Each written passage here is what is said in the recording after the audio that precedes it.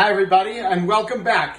This is Michael Capasso, General Director of the New York City Opera, with another one of my COVID quarantine recipes. Now, I know the first thing you're saying is, look at Capasso. I can't believe how much weight he lost.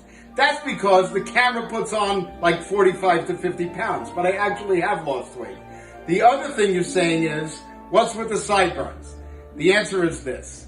My hair hasn't been this long since 1976. So I'm growing my 1976 sideburns back. I also cut my own fingernails for the first time in 40 years. But I digress. Stand by for today's recipe, Bucatini alla matriciana. The first thing you do, make yourself a Negroni. Wonderful this time of year, delicious, and will make you a better cook. Now, Bucatini alla matriciana comes from a town called Amatrice, which is just outside of Rome. This town, a couple of years ago, suffered a devastating earthquake, yet their contribution to the world of Bucatini alla matriciana will go down in history as one of the great dishes. It is very, very Roman. My favorite trattoria in Rome is called Armando al Pantheon.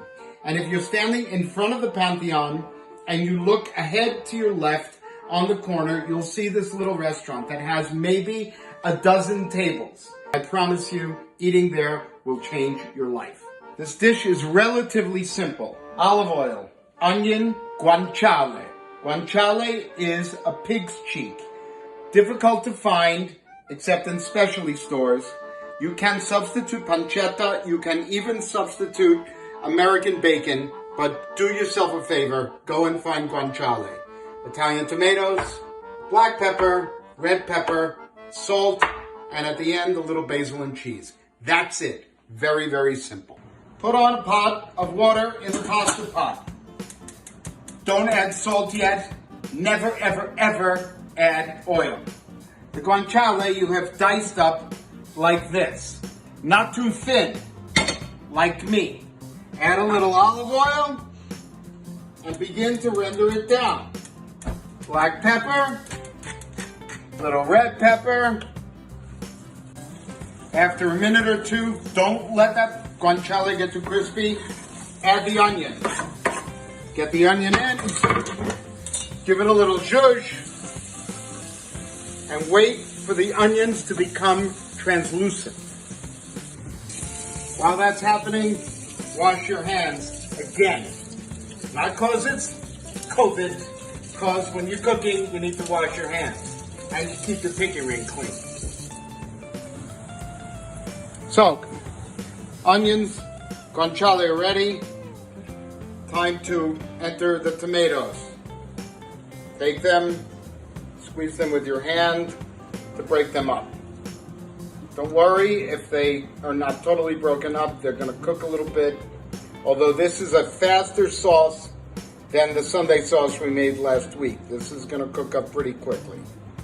When you can, always use Italian Sarmazzano tomatoes from the region of Naples where come the greatest tomatoes. However, there are American options that are good. The tomato is, after all, indigenous to the United States. It was perfected by the Italians, but it does come from here. Once the tomatoes are in, a touch of salt. Not as much salt as you would normally use because you've got the salt from the guanciale, and later you're going to have a very salty cheese. But nevertheless, you still need salt to bring out the flavor of the tomatoes. Sauce is almost ready. Water is boiling. Add a little salt at first. It's going to bubble up. Let it calm down, and then here comes the salt. 3, 4, 5, 6, 7. All the people with blood pressure have now run away, thank God. We don't need them in the first place. Okay, sauce is doing its thing. Wait for the water to reboil. In the meantime, you can have a second Negroni. If you do have a second Negroni, you could end up reverting back to 1976, putting on a huckapoo shirt and teaching people how to do the hustle. I personally am not going to do that. However, I absolutely could. While the water's boiling, rip some basil into the pan. Okay? Ripping is good, chopping is good, whole is good, whatever. Basil is like right up there with all of the great things of the world. Now we're good. Waiting for butta la pasta, which means put the pasta. Stand by. Italian pasta, Italian water, Italian salt. Here we go. It's in. We can't find the right thing. There we go. Push it down. Now bucatini takes a long time to cook. It's thick. It's very, very thick, and it's like a straw. You can blow through it. It has a hole through the entire strand of the pasta. It's a very, very interesting pasta. My daughter hates it, and I'm forcing her to eat it tonight because it's my personal favorite. So when the pasta is about a minute out, kill the flame and pull the pasta from the water. Okay? And then back with the sauce. Start to recook it the last minute in the sauce on the flame. There's a little pasta water in there, or if you need a little pasta water, that's a good thing, because pasta water is the magic thing that makes all things work in the world.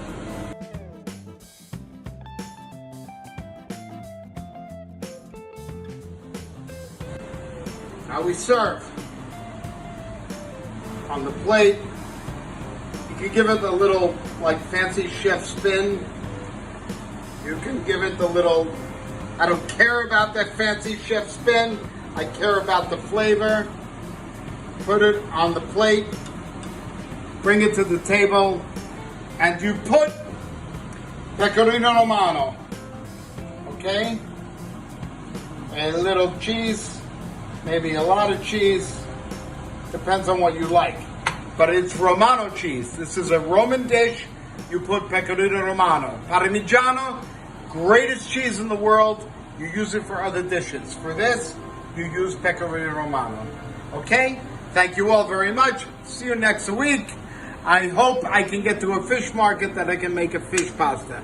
Thank you. Arrivederci.